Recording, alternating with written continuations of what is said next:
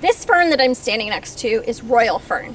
It's in the same family as cinnamon fern, and the spore stalks of the two ferns actually look really similar in terms of like structure and arrangement.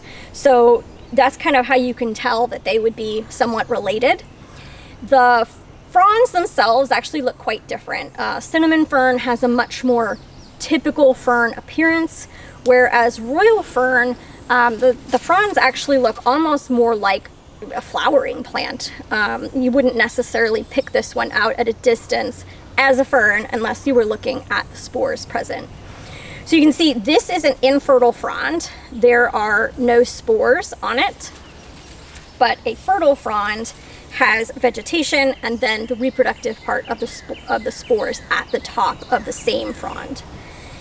This plant actually may be the only vascular plant found on all 7 continents, which is pretty cool. But of course, as you might expect, genetic work is separating and splitting up a lot of our species into multiple species. So as this gets studied more, it may get broken up into separate species.